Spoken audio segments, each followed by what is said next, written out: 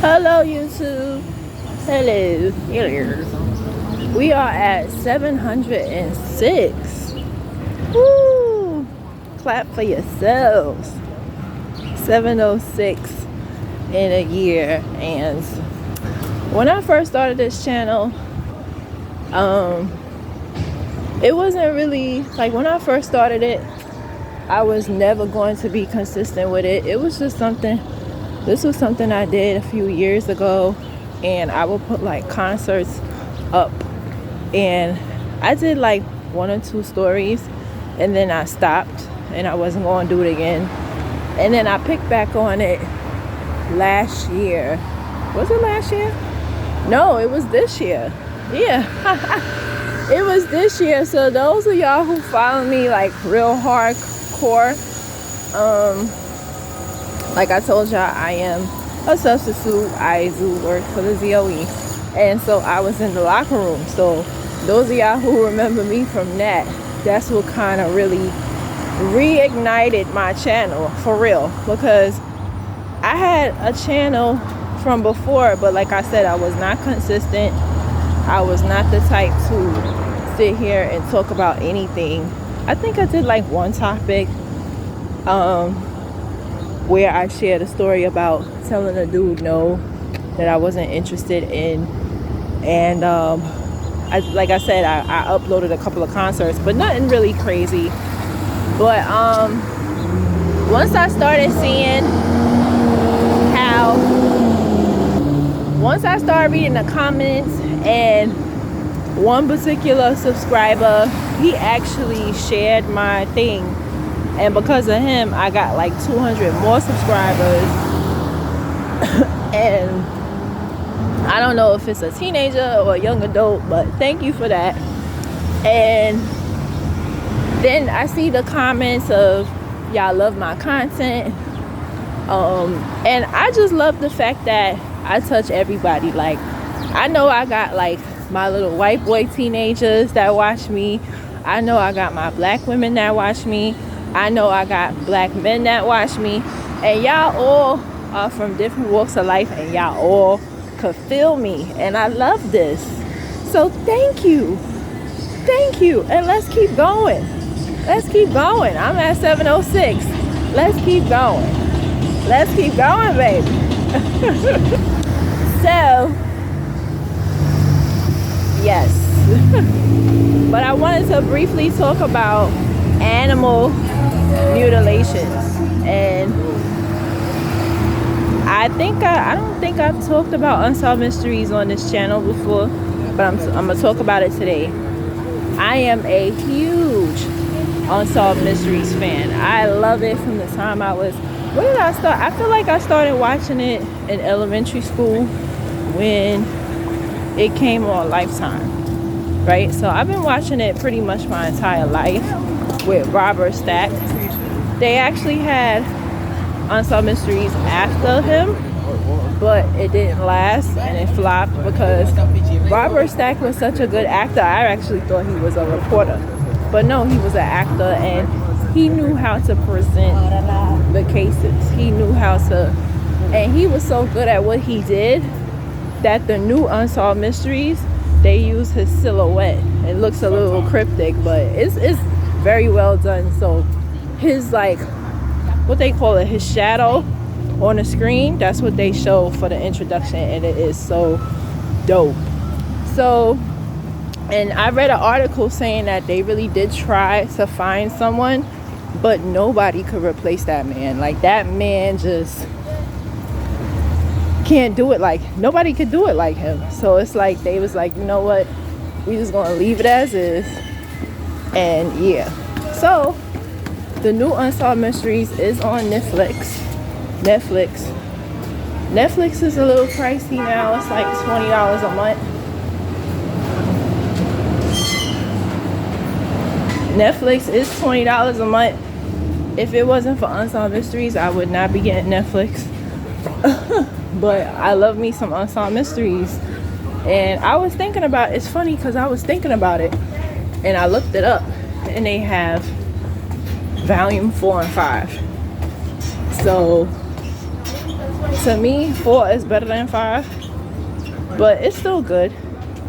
And they got some stories on there. And the 2 stories that popped up and I'm gonna talk about is mutilation of the cattle. So I am not an animal lover, but I think that it is so wrong to mutilate animals for no reason. So what makes this pop out in my head is the details. Like, whoever is doing this, they are taking out the cow's tongue. A lot of people eat cow tongue, so I've heard. They are taking out the intestines of the cows and with no blood. So that's what makes it even more gory, because it's like whoever's doing this is like, what the fuck, who does that? So this has been going on since 1975 and it's 2024 and nobody knows who's doing it. So the question for today is it a crime? Yes, of course it should be a crime, because that's somebody's cattle. That's somebody's property. Yes, New York City is so loud. I'm waiting for the train. I actually have the day off. It is Rosh Hashanah. And for the DOE, we have off today and tomorrow. A well-needed 4-day weekend, because these children, child, please. And then the parents. But I'm going to get into that in another video at another time, because it's just so much. And I feel like I have to cover that. But I'm going to do that like probably next year. But, yeah, so mutilation of animals, specifically cattle, I think it, here we go. Yes, so they're always announcing things, it's always loud. So yes, the mutilation of animals, I think it should be definitely illegal. And because, not just because it's wrong, because the animal didn't do nothing to you.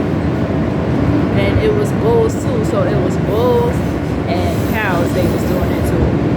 And they cutting their tongue, they're taking out their intestines with no blood. So it's like, how is that even possible, right?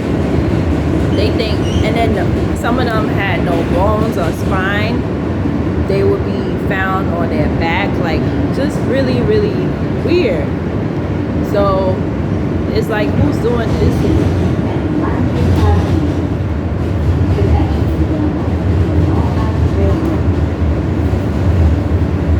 So everybody agrees it's a human or humans that's doing this. But the question is why, right? So the theory is they think it's aliens. Then somebody else said they think it's a Satanist group. We live in a religious country that's Christian. So anything, something that's weird, people automatically are thinking, oh, satanic culture. Yeah, so people automatically assume a satanic culture, a satanic occult, something with Satan.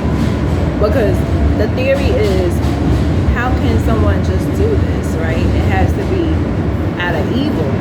I agree it is evil, but I don't think it's an occult. I think it's because I know people who eat cow tongue. So it's probably because they're eating it, they selling it in a market. I feel like they doing it for money. They not. One thing that I've learned is that there's a market for everything.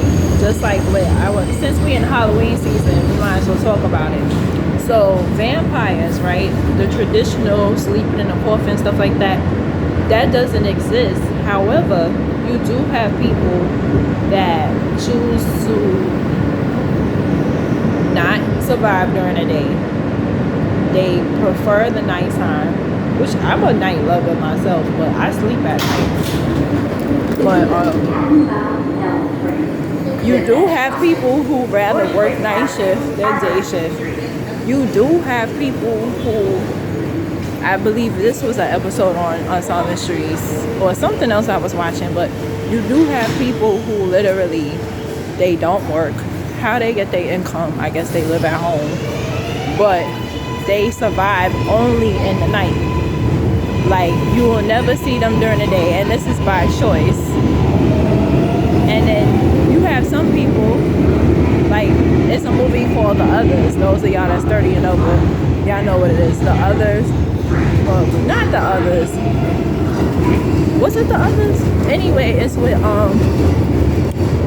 the same lady that was in Eyes Wide Shut. That white girl. She's a real famous actress. It'll come to me. But I think it was called The Others.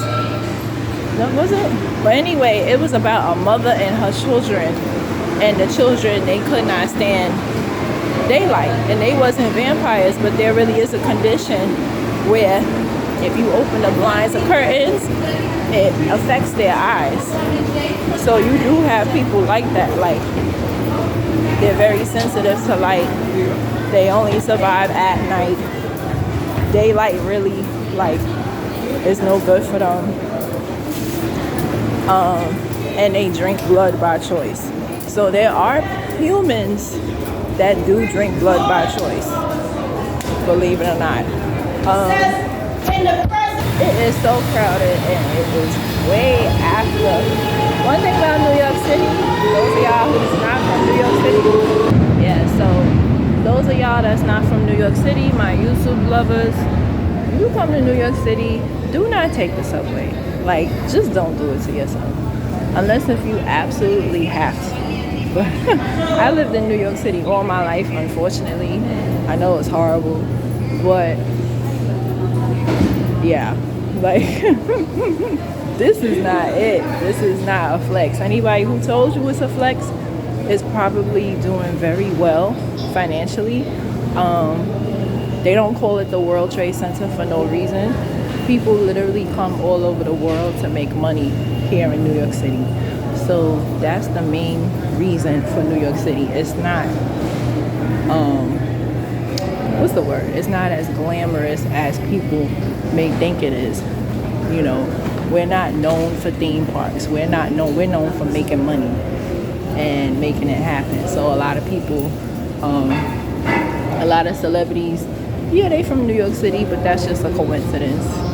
You know, J-Lo from Fat Joe to Biggie Smalls. Tupac was born and raised in Harlem, and then he moved to LA. Jay-Z. Who else? It's like most of the celebrities. Yeah, he did. But yeah, it's a place to make money. It's always been a place to make money. As far back as the 1800s, people come over here to make money. You know, it's the money spot. But mutilation, yes, it should be illegal to do that to any animal, and I think that was done in the manner it was, because no one's gonna let you. So yes, I feel like animal mutilation should be charged. Person should go to jail, and that's my question for today. Like, how do y'all feel about animal mutilation? Now, when you really think about it, that's why some people are vegan, because in order to eat an animal, you gotta kill it, kind of mutilate it. But the way they doing it, the way it was explained on Unsolved Mysteries, that's wrong. And I think they are doing that because you can't just roll up to somebody. I don't know how the farm business works, but I don't think you could just come up to somebody and be like, yo, can I get that tongue? Can I get the intestines? It's a whole process. So the person or persons responsible, they didn't feel like going through all of that. So they just decided doing it on their own accord. But who's to say that our grocery stores, like, this topic just opens a whole bunch of worms, because we all eat cow. How do we eat cow? For those of y'all who forgot, for the people in the back. Beef, right? McDonald's, well, that's plastic now. But, you know, beef, the milk that we drink, that's from cows. I still drink whole milk myself. So this is an issue that it does affect us, whether we, you know, want to accept it or not. And the annoying part of New York City is that it does not matter what time of day it is always crowded. Always crowded. Like right now, I am downtown Brooklyn, and it is like 12 something in the day, and it is crowded. I just got off of the A train, which is, everybody takes that train. It's an express train. It's a fast train. If you grew here, you know. If you know, you know. But I've taken the A train my whole life. It's quick, it's fast. But now that I'm older, I can't wait to get my car. Because, you know, and then you got to deal with traffic. But for me, I'd rather deal with traffic than to deal with people on a train. Trains are filthy. Like, oh my God, like, it's really filthy. I don't think I ever like noticed that before. But the trains are like really, really dirty. Like really, really dirty. Like really, really, really, really dirty. They don't clean it. If you take the Long Island Railroad, it's pretty decent. The Metro North is pretty decent. But yeah. So getting back to topic, mutilation. So I personally think it really makes you think about the food that we eat, such as those of you who eat cow feet, cow tongue, anything to deal with cows, milk and so forth. Are all of these people getting it the right way? Yes, our stores sell it, but who's to say that it's not mutilation going on? They selling it to the grocery stores and making a profit, right? Because the mutilation is not just one or two farmers going through it. It's going, you know, it's a lot of people. And that's how it was able to get to Unsolved Mysteries, because this is something that has been going on since 1975, and it's an ongoing issue, right? They also claim there's a quote-unquote food shortage. And the first thing that pops into my mind, I don't know about y'all, but the first thing that comes to my mind is people are going to start doing stuff like that. They're going to take matters into their own hands and act like it's the cave days all over again and violating the animals. They already do when you think about it.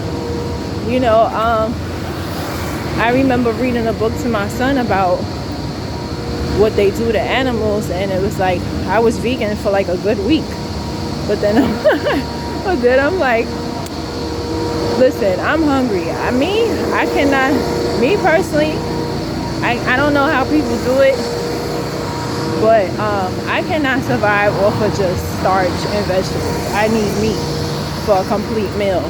Now, sometimes I skip meals.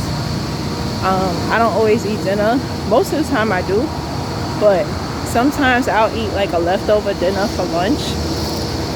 So this is how my body operates. Like, as long as I have like a decent lunch, I don't really need to eat dinner. I'll still eat dinner, but I only need like one hearty meal a day. I don't really need, some people need more, but I'm good with one balanced meal in a day. My breakfast is usually a fruit or bagel or something of that stature, very light. So I eat a hearty lunch most times, because I don't really eat for breakfast, I don't really eat dinner, so my lunch is everything when I'm at work. So when I'm not at work, my dinner is my hearty meal more so. If I'm on vacation, I'm eating 3 good meals. You know, you're on vacation, why would you skip a meal? You know, stuff like that. But it really gets you to think of mutilation of animals. The fact that it's on people's property, I think that's super wrong, because people work hard for what they have. So to come on somebody's property and do that, I think that is wrong, and that person should go to jail because you're on that person's property. Secondly, it's kind of cruel to the animals, but how can you really say it's cruel to the animals when all of us are guilty of eating dead animals, right? We all eat dead animals. Do we go out and slaughter them ourselves? No. But we're just as guilty because we are reaping the benefits of the mutilation of animals. So this topic is very, very huge, and it affects everybody some way, somehow.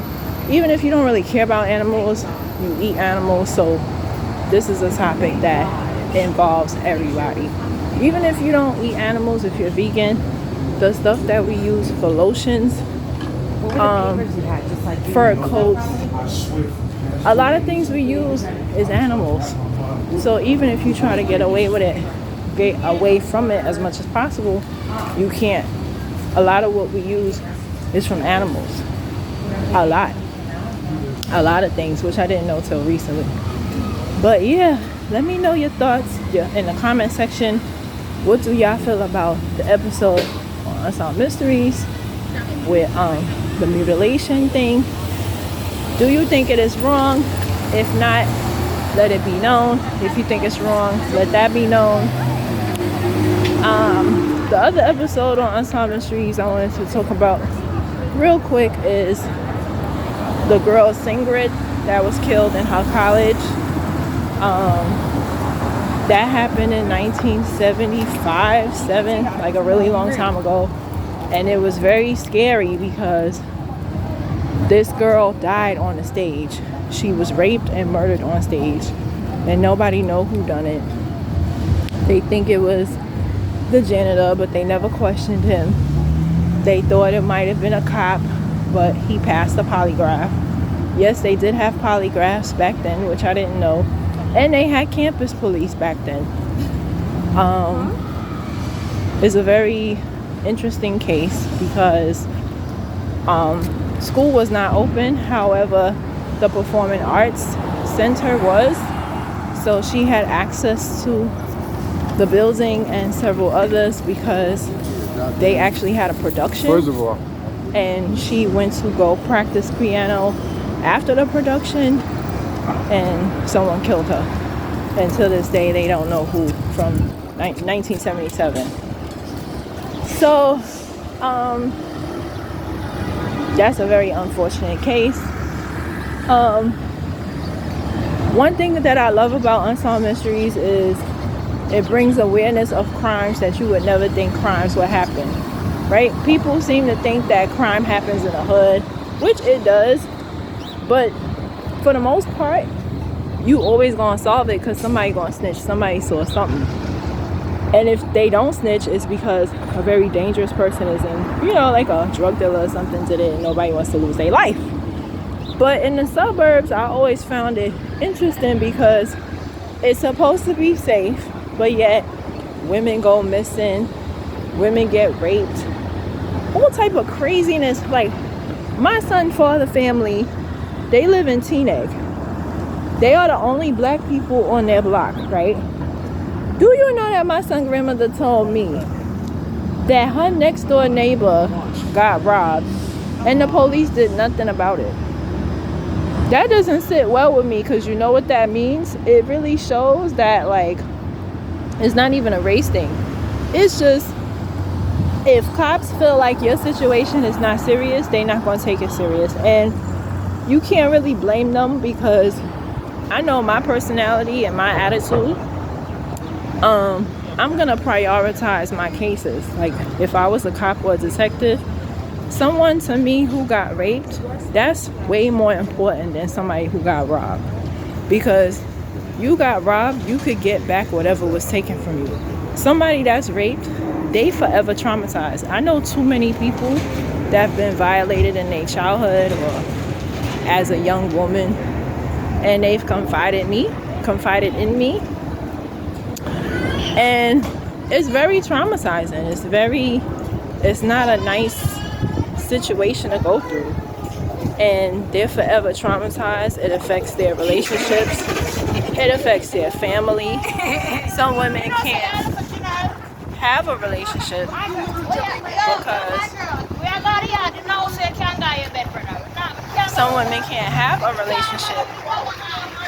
because of the trauma, because of the memories.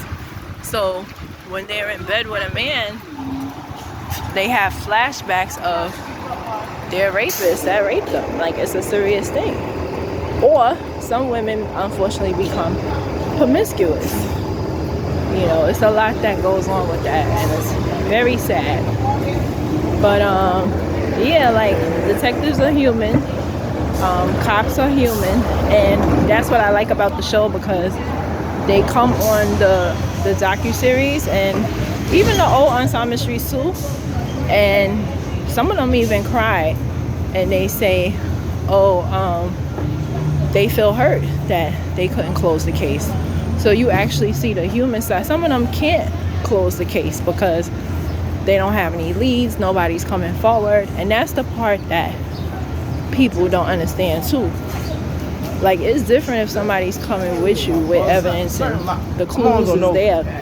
But if you have a case where nobody's talking, in some cases, like some rape cases, right? I know like 2 girls that were raped while we were friends, and it happened to them. One girl, she went to the police. Another girl didn't. And I encouraged her to do so. She didn't want to do it. So I'm using her as an example because how the police gonna help her if she don't say nothing, right? So now she felt like it was her fault. I told her it was not her fault. She did go to the guy's house, and he was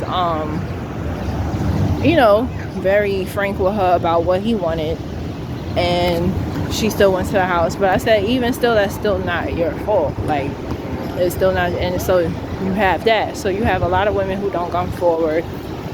Right now, R. Kelly daughter coming forward, nobody believes her.